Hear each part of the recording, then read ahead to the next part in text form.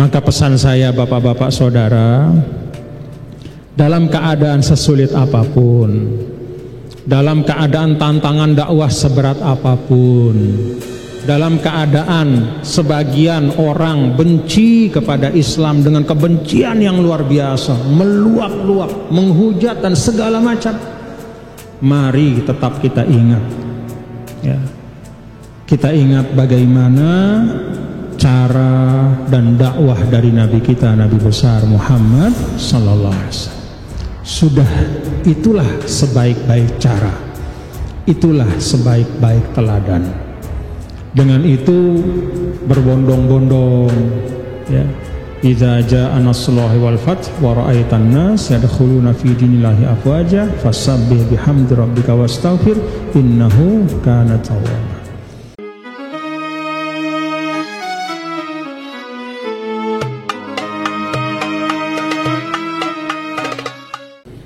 Ayat 194, Allah Subhanahu wa taala berfirman, A'udzu billahi minasyaitonir rajim. Bismillahirrahmanirrahim. Asy-syahrul haram bisyyahril haram wal hurumatu qisas. Asy-syahrul haram, bulan haram, bisyyahril haram, dengan bulan haram, wal hurumatu qisas, dan segala sesuatu yang punya hurmah, punya kehormatan, ya, punya kemuliaan di sisi Allah Subhanahu wa taala untuk dijaga, kalau dia dirusak maka balasannya adalah kisos. Kisos itu artinya pembalasan yang setimpal, yang sama dengan bentuk kejahatan yang dilakukan. Ini menyangkut nyawa, maka kalau ada orang membunuh dengan sengaja, itu dikisos. Ini juga menyangkut itlaful a'dha, yaitu menghilangkan anggota tubuh, membikin cacat, juga berlaku kisos. Demikian juga pada itlaful amwal, kalau menghilangkan harta orang dengan sengaja, maka itu juga harus diganti dengan yang seperti itu. Kalau tidak bisa diganti persis dengan barangnya, diganti dengan yang senilai dengan barangnya. Wal hurumat, maka setiap al hurumat, yaitu segala sesuatu yang memiliki kemuliaan, ada kehormatannya yang harus dijaga, lalu kemudian dirusak dengan satu perbuatan yang melanggar hukum, maka balasannya adalah al-qisas, yaitu dibalas dengan setimpal. Faman i'tada 'alaikum, maka barang siapa i'tada 'alaikum, yang i'tada itu artinya memusuhi, menyerang, menyerbu kalian, fa'tadu, maka balaslah, seranglah dia, ya, sebagai pembalasan yang setimpal, bimisli, dengan yang setimpal, ma'tada 'alaikum, setimpal dengan seperti dia menyerangmu. Wattaqullah, dan bertakwalah kepada Allah, wa'lamu, dan ketahuilah, annallaha ma'al muttaqin, sesungguhnya Allah bersama orang-orang yang bertakwa. Bapak-bapak dan saudara sekalian, ayat 194 ini masih merupakan lanjutan dari ayat-ayat sebelumnya yang memberikan petunjuk kepada kita untuk menyikapi permusuhan bersenjata yang dilakukan oleh orang-orang yang memusuhi kita. Kalau orang bermusuhan dengan kita, bermusuh atau memusuhi kita dengan hatinya, maka ya tidak bisa apa-apa. Hatinya ya kita doakan. Kalau ada orang memusuhi kita dengan ucapannya, maka balas juga dengan yang setimpal, atau kita maafkan. Kalau ada orang memusuhi dengan kekerasan bersenjata, menyerbu kampung kita, merusak agama kita, mengajak orang kepada kekufuran secara terang-terangan, nah, itu kemudian berlakulah hukum untuk membela diri, jihadud dafa', kita berjihad untuk ad-daf'u, yaitu untuk membela diri. Nah, di sini disampaikan dalam ayat ini suatu keadaan khusus. Apa keadaan khusus itu, bapak-bapak saudara? Dulu, bahkan sebelum datang Islam, ada waktu-waktu tertentu yang diistimewakan, ya. Ada waktu-waktu tertentu yang diistimewakan. Itu yang disebut sebagai asy-syahrul hurum, bulan-bulan haram. Kenapa bulan-bulan tertentu itu dikatakan bulan yang haram? Karena kebiasaan orang Arab pada waktu itu, perbuatan-perbuatan yang dibolehkan di luar bulan itu, misalnya berperang, misalnya rebutan sumber air, misalnya berebutan hewan ternak. Jadi sebab perang itu kan zaman jahiliyah itu seperti itu, rebutan barang dagangan, ngerampok, atau rebutan sumber air karena panas. Daerah atau bangsa atau kampung yang punya sumber air, dia berarti memiliki satu aset yang sangat berharga, maka sering diserbu oleh yang lain. Rebutan sumber air, rebutan onta, kadang-kadang rebutan perempuan, kadang-kadang sekedar karena membalaskan dendam nenek moyang. Dulu kakeknya pernah dibunuh, disimpan dendam itu, dicatat. Catatan itu diberikan kepada anak cucunya. Kalau tidak dicatat, ditularkan dari mulut, diceritakan. Nah, dulu kakekmu dibunuh sama dari suku A. Ini ingat ya, belum ada yang bisa membalaskan kakekmu itu. Maka kamu pegang ini. Kalau kamu bisa, balaskan. Jadi dipelihara dendam itu. Rebutan air, rebutan onta, rebutan perempuan, dendam nenek moyang, itu jadi sebab-sebab peperangan. Tetapi orang jahiliyah itu juga punya kebiasaan, ada waktu-waktu yang dia tidak mau berperang. Itu yang disebut dengan al-ashhurul hurum, ya. Maka ketika datang Islam, ya, al-ashhurul hurum itu memang diakui karena itu suatu kebaikan, ya. Dan ada bahkan di dalam Al-Quran, inna iddatasy syuhuri indallah 12 syahran. Sehingga banyak ulama yang mengatakan orang jahiliyah menetapkan 4 bulan haram itu bagian daripada millat Ibrahim, yaitu ajaran baik yang diwarisi dari nabi-nabi sebelumnya. Jadi dulu nabi-nabi itu membawa ajaran baik, banyak ajaran-ajaran itu yang ditinggalkan, tapi ada yang tersisa. Nah, di antara yang tersisa itu adalah mereka memuliakan 4 bulan. Di dalam 4 bulan itu tidak boleh ada peperangan. Ini kebiasaan. Tetapi bapak-bapak dan saudara-saudara, ternyata pada masa Rasulullah Shallallahu Alaihi Wasallam berdakwah, orang-orang Quraisy banyak yang mencari jalan bagaimana supaya dakwahnya Nabi ini hancur. Maka bulan-bulan yang diharamkan pun itu mereka gunakan untuk bermusuhan. Sedangkan umat Islam yang bersama Nabi kita, Nabi besar Muhammad Sallallahu Alaihi Wasallam, masih memegang teguh bahwa pada bulan haram itu tidak boleh perang. Maka ayat ini memberikan petunjuk.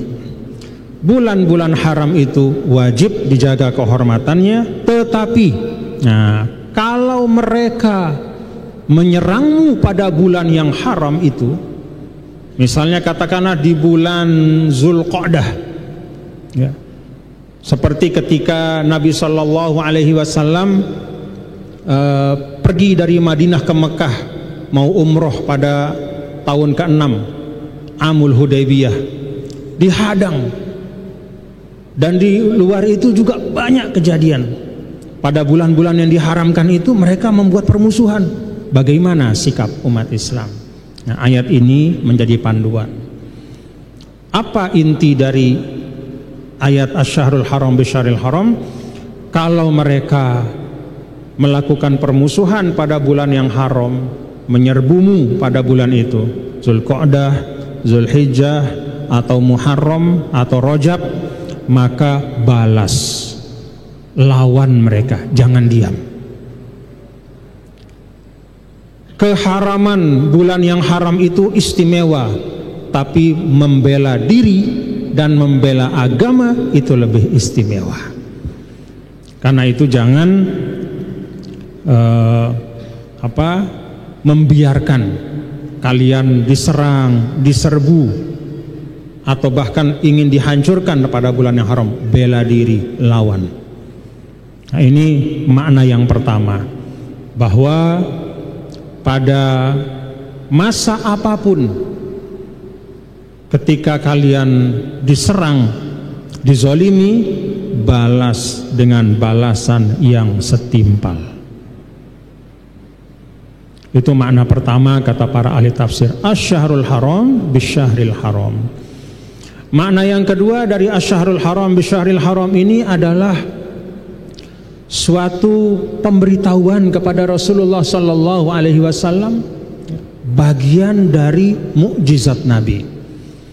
Jadi pada waktu tahun ke-6 bulan Zulqa'dah, begitu berangkat ke Mekah dihadang di Hudaybiyah, tanda tangan damai 10 tahun. Kembali ke Madinah, maka bisyahril haram, Zulqa'dah tahun ke-6 itu Allah kemudian ganti pada tahun ke-7. Bulannya bulan yang sama, bulan Zulqa'dah. Nabi bersama sahabatnya melaksanakan umroh di Mekah. Jadi dengan kata lain, ayat ini memberikan hiburan kepada para sahabat. Ketika Hudaybiyah itu mereka kecewa, ya, kecewa luar biasa. Sampai sebagian sahabat mempertanyakan, kita sudah siap-siap dari Madinah, kok tiba-tiba kita harus balik kembali ke Madinah? Sampai pada waktu itu Nabi SAW memerintahkan untuk menyembelih 70 onta, ya, sebagai katakanlah dam, ya, karena tidak jadi melaksanakan umroh. Ketika Nabi menyuruh untuk menyembelih onta, nggak ada yang bergerak sahabat, saking kecewanya. Diam saja. Ayo sembelih, kata Nabi. Bercukur, sembelih, nggak mau. Ayo cukur, sembelih, nggak mau. Kan cukur itu tanda selesai, ya. Cukur, nggak mau. Sembelih, nggak mau. Sampai 3 kali, sampai Nabi sendiri yang mencontohkan. Nabi potong rambut, menyembelih, baru para sahabat ikut menyembelih. Saking kecewanya sahabat. Bukan kecewanya pada Nabi, kecewa pada keadaan, situasi. Kok bisa-bisa kita sudah punya kekuatan seperti ini, tapi kok sekarang disuruh kembali? Mana kehormatan kita? Kira-kira begitu. Nah, kita sudah bahas pada majelis yang lalu bahwa pandangan Rasul sallallahu alaihi wasallam adalah pandangan yang jauh ke depan. Tidak memperhitungkan hanya hari itu saja.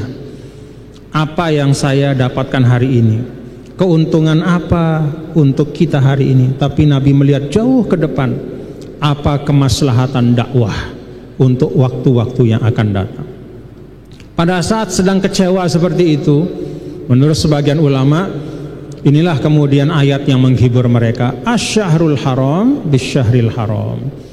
Tahun ini kalian tidak bisa umroh. Bulan Zulqa'dah ini terpaksa kembali ke Madinah.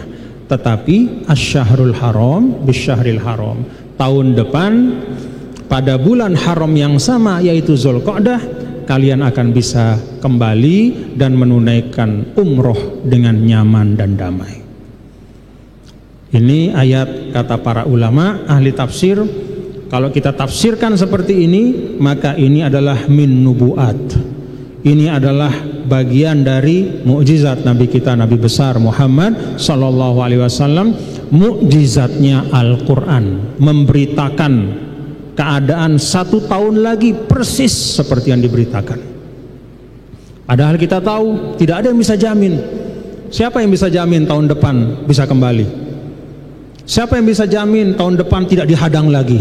Tapi Al-Quran mengatakan begitu. Jadi kalau orang misalnya orang-orang Quraisy, ya, ahli-ahli bahasa Arab, kalau saja mereka menemukan satu bahan untuk bisa menunjukkan bahwa Al-Quran itu ada kebatilan di dalamnya, pasti mereka sudah dapatkan. Karena mereka tahu, mereka melihat Tetapi dengan 1001 cara, dari sisi bahasanya, dari sisi isinya, dari sisi maknanya, ternyata tidak ada isi Al-Quran kecuali kebenaran dan hidayah, termasuk ayat ini. Asy-syahrul haram bisyahril haram. Pulang aja, kira-kira bahasa kita, pulang tenang-tenang ke Madinah tahun ini, jangan kecewa, jangan resah, istirahat dulu, tahun depan balik umroh dalam keadaan aman dan nyaman. Alhamdulillah. Allahumma shalli ala sayyidina Muhammad. Wal hurumatu qisas, dan nah ini al-hurumat itu adalah sesuatu yang dihormati, sesuatu yang dimuliakan, yang dijaga, itu qisas. Berlaku qisas, ya, seperti yang saya singgung tadi. Jadi kalau itlafur ruh itu berlaku qisas. Membunuh orang secara sengaja. Itlaful mal, membinasakan, menghilangkan, merampas, ya, sesuatu, maka qisas juga artinya kembalikan. Kalau sudah tidak bisa dikembalikan zatnya, maka nilainya. Ngambil ayam orang, habis ngambil, potong, bismillah, pakai bismillah dia motong, bikin sate, habis ayam orang. Apa qisasnya? Kembalikan. Apa yang dikembalikan? Ya bukan ayamnya, kan ayam sudah tidak ada. Apa yang dikembalikan? Qimatul mutlaf, ya, nilai dari ayam yang dia ambil itu, balikin, bayar. Nah, al-hurumatu qisas ini, bapak-bapak dan saudara, kata para ulama adalah satu cara Allah untuk menjaga kehidupan manusia ini. Kalau tidak ada ajaran seperti ini, maka banyak manusia akan suka menzolimi yang lain. Bahkan kalaupun ada qisas ini pun masih banyak, apalagi tidak ada. Jadi sudah ada hukum seperti ini pun masih banyak. Kita lihat misalnya, nauzubillah min zalik, ya. Seperti ada, kita bacakan Fatihah, ya, ada anak dari seorang guru besar UNRAM, ya, yang perempuan jadi dosen, ya, yang di Solo itu, ya. Itu dia dibunuh oleh tukang yang kerja di rumahnya. Tukang itu disuruh perbaiki rumahnya, terus tiba-tiba dibunuh saja. Konon kata tukang itu dia tersinggung karena ada ucapan yang tidak baik. Padahal yang dibunuh itu almarhumah itu orang yang tidak pernah berucap yang tidak baik. Kalau menurut saya itu mungkin cari alasan saja. Ya memang mau merampok, ya memang mau menjahati. Jadi bahkan sudah ada, ya, tuntunan agama, secara hukum nasional juga ada KUHP yang menyangkut hukum-hukum pidana, tapi masih banyak saja kejahatan. Apalagi kalau tidak ada balasan yang setimpal. Karena itu, bapak-bapak dan saudara-saudara sekalian, saya ajak kita semua untuk saling menjaga kehormatan satu sama lain. Jaga kehormatan satu sama lain. Wal hurumatu qisas, ya. Jaga kehormatan satu sama lain. Jaga harta satu sama lain, jangan menzolimi. Jaga nyawa, keselamatan satu sama lain, jangan suka mencelakai satu sama lain. Faman i'tada 'alaikum fa'tadu 'alaihi bimisli ma i'tada 'alaikum. Dan barang siapa i'tada 'alaikum fa'tadu 'alaihi bimisli ma i'tada 'alaikum. Kalau ada yang melanggar aturan wal hurumatu qisas, dia melakukan suatu i'tida, baik itu menyangkut harta, nyawa, kehormatan, maka balas dengan balasan yang setimpal, misli, ya. Jadi yang maksimal itu setimpal, tidak boleh melampaui batas. Kalau kurang dari yang setimpal, boleh apa enggak? Boleh. Itu namanya ihsan, ya. Kalau membalas yang setimpal namanya adil. Dipukul sekali, tonjok, kita tonjok sekali, nah itu adil. Tapi kalau kita ditonjok kita maafkan, itu namanya ihsan, ya. Jadi yang setimpal itu batas paling ujung. Kalau kurang bagaimana? Boleh. Karena itu kan di dalam syariat kita kalau misalnya terjadi peristiwa pembunuhan, ya, maka dianjurkan, ya, untuk memaafkan dan menerima diat, denda. Kalau mau kisos boleh, tapi dianjurkan faman afa wa aslaha. Maaf, oke, saya maafkan, lalu kemudian dibayarkan diatnya. Itu dalam kejahatan yang sangat berat, apalagi dalam hal-hal yang ringan, ya. Kalau hal-hal yang ringan, apalagi menyangkut pribadi-pribadi kita, sudah tidak usah terlalu berekengan kita. Kalau kita misalnya tersinggung sama satu ucapan, jangan kemudian, wah saya tersinggung, polisikan, tangkap, nggak usah, ya. Kecuali kalau memang sudah melampaui batas dan tidak hanya menyangkut pribadi, tapi menyangkut kehormatan, menyangkut agama, menyangkut keluarga yang luar biasa, misalnya mudaratnya, boleh, ya, tidak masalah. Tapi kalau hal-hal yang kecil, ya sudah, saling maaf-memaafkan. Kan rumusan kita hidup itu sederhana, ya bapak-bapak, saudara-saudara. Kalau tidak memaafkan, ya dimaafkan. Kalau tidak memberi, ya diberi. Kalau tidak dimaklumi, ya memaklumi. Itu saja kisaran kehidupan. Karena itu kalau tidak menyangkut hal-hal yang sangat penting, yang sifatnya qat'i, yang sifatnya mutlak, yang menyangkut kehormatan, ya, kehormatan bangsa, kehormatan negara, kehormatan agama, ya, nilai-nilai yang menyangkut fundamen kehidupan. Kalau yang lain-lain, ya sudah, saling maaf-memaafkan, ya. Kita banyak saling memaafkan. Kalau kata Rasulullah SAW, man satara musliman satarahullah yaumal qiyamah. Kalau kita memaafkan orang, ya sudah, gak usah kita ceritakan kekurangannya, kesalahannya, maka kita berharap Allah pun akan menutup kesalahan kita di akhirat. Janji dari Nabi besar Muhammad sallallahu alaihi wasallam. Wattaqullaha wa'lamu annallaha ma'al muttaqin. Bertakwalah kepada Allah dan ketahuilah sesungguhnya Allah bersama orang-orang yang bertakwa.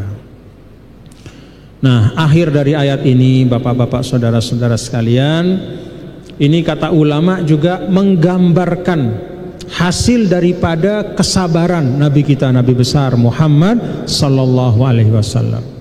Jadi kalau kita lihat perjalanan Nabi, mulai dari Sulhul Hudaybiyah tahun ke-6 Hijriyah, beliau dihadang, sabar kembali ke Madinah. Lalu tahun berikutnya beliau umroh dengan tenang. Lalu tahun ke-8 masuk ke Mekah dengan 10.000 sahabat, Fathu Makkah. Pada saat Fathu Makkah itu kita lihat Nabi SAW juga kalau mau, beliau bisa membalas dengan balasan yang bimisli ma'tada alaikum, dengan balasan yang setimpal, balasan yang setimpal. Tapi apa yang dilakukan oleh Nabi kita, Nabi besar Muhammad sallallahu alaihi wasallam? Nabi sallallahu alaihi wasallam mengatakan, la tasriba alaikumul yaum yaghfirullah lakum. Sudah, orang-orang Quraisy, permusuhan kita tutup. Jangan ingat-ingat yang lalu.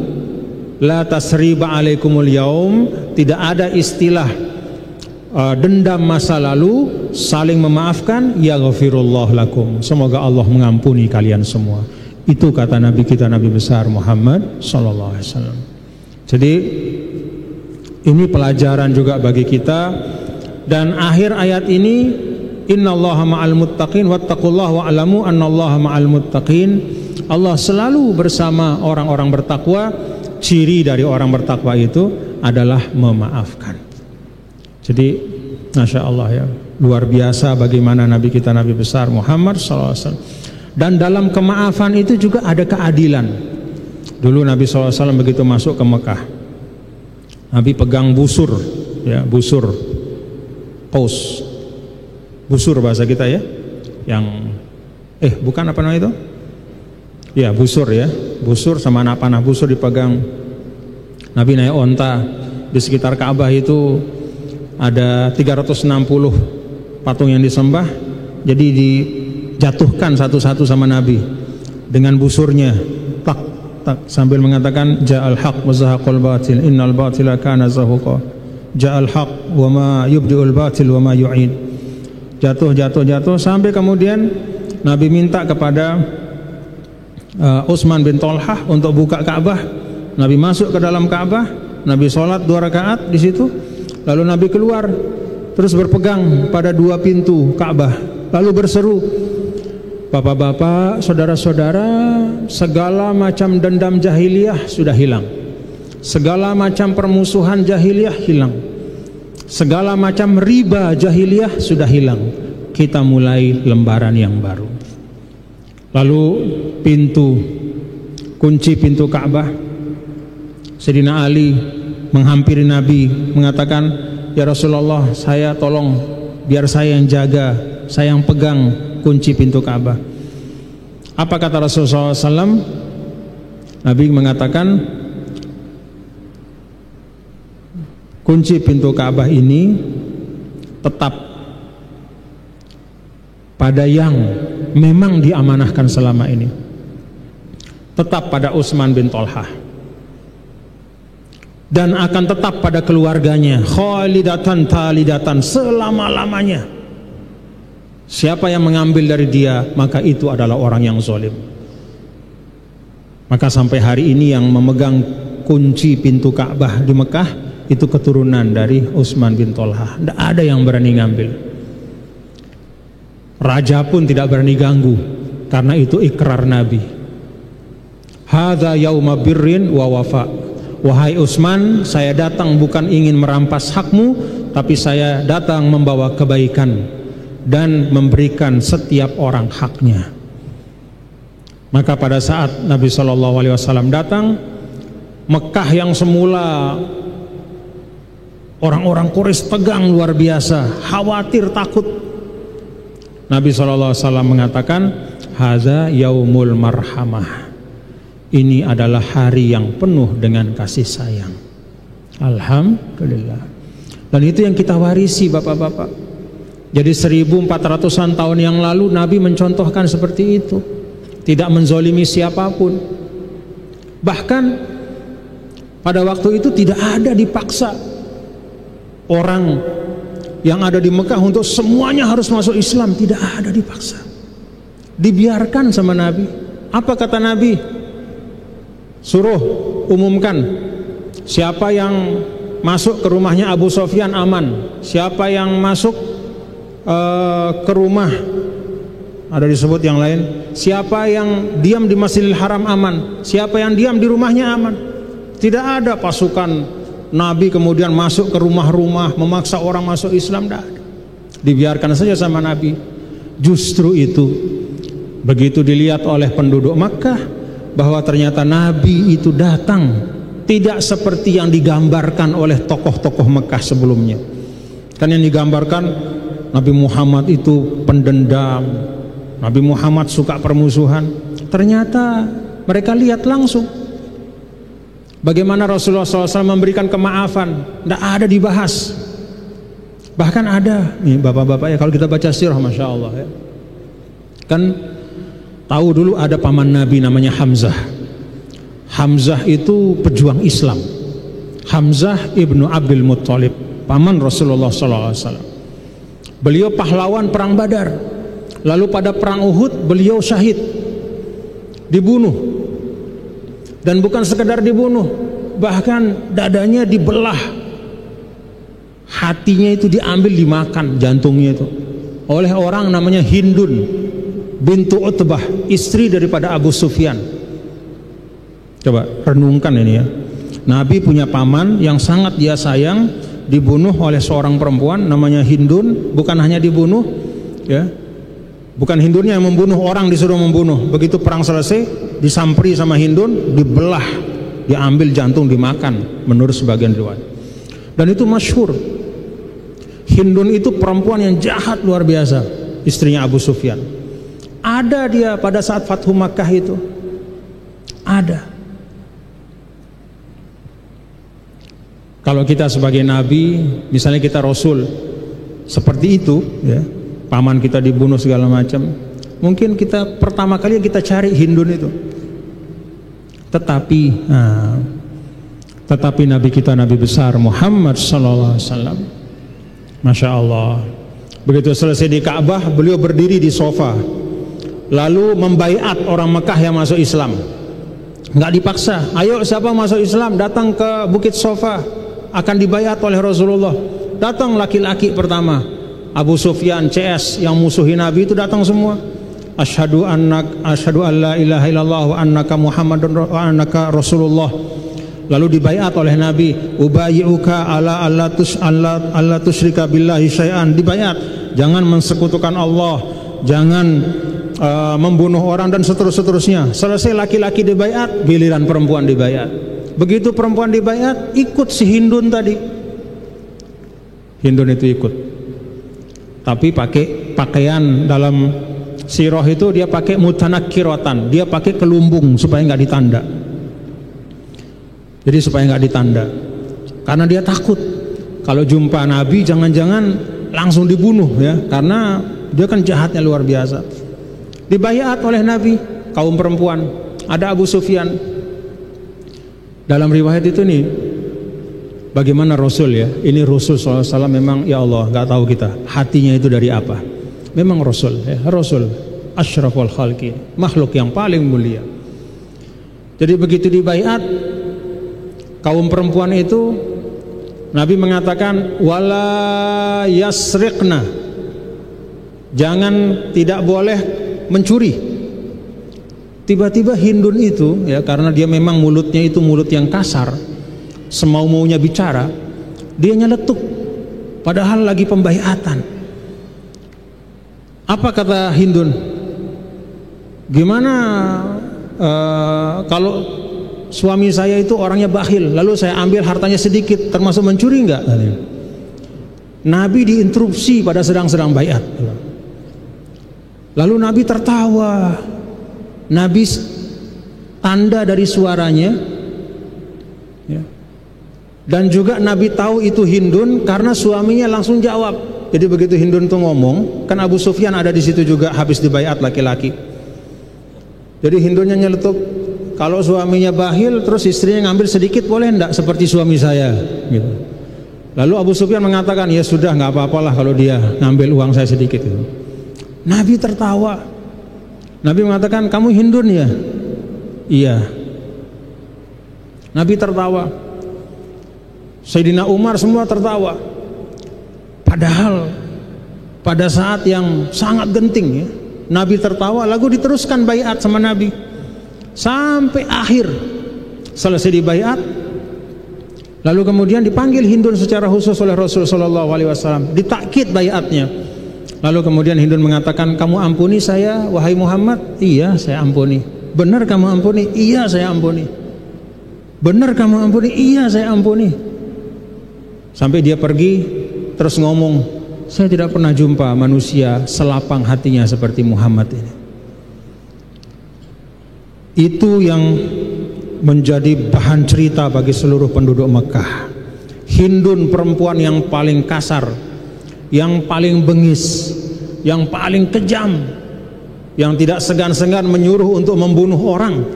Bahkan salah satu korbannya paman Nabi diampuni oleh Rasul.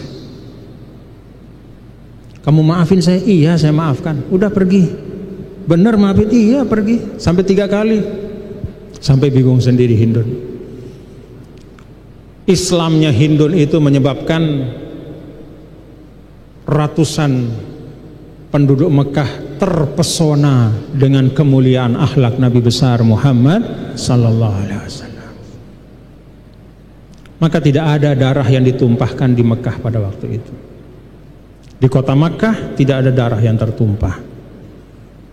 Alhamdulillah. Maka ayat ini ditutup, wattaqullah wa'lamu annallaha ma'al muttaqin. Maka pesan saya bapak-bapak saudara, dalam keadaan sesulit apapun, dalam keadaan tantangan dakwah seberat apapun, dalam keadaan sebagian orang benci kepada Islam dengan kebencian yang luar biasa, meluap-luap, menghujat dan segala macam, mari tetap kita ingat ya, Kita ingat bagaimana cara dan dakwah dari Nabi kita, Nabi besar Muhammad sallallahu alaihi wasallam. Sudah, itulah sebaik-baik cara, itulah sebaik-baik teladan. Dengan itu berbondong-bondong, ya. Idza jaa nasrullahi wal fath wa ra'aitan nas yadkhuluna fi dinillahi afwaja fasabbih bihamdi rabbika wastaghfir innahu kana tawwaba. Berbondong-bondong masuk ke agama Allah dengan kasih sayang. Wa ma arsalnaka illa rahmatan lil alamin. Wallahu alam bissawab. Mudah-mudahan apa yang kita baca membawa manfaat untuk kita semua, dan apa yang kita sama-sama tadi mutolaah, ya, mudah-mudahan menjadi ilmu yang dapat kita amalkan. Al-Fatihah. Bismillahirrahmanirrahim. Alhamdulillahirabbil alamin. Iyyaka na'budu wa iyyaka nasta'in. Rabbana taqabbal minna innaka antas samiul alim wa tub alaina innaka antat tawwabur rahim. Sallallahu alaihi wasallam ala sayyidina maulana Muhammad walhamdulillahi rabbil alamin. Assalamualaikum warahmatullahi wabarakatuh. Waalaikumsalam warahmatullahi wabarakatuh.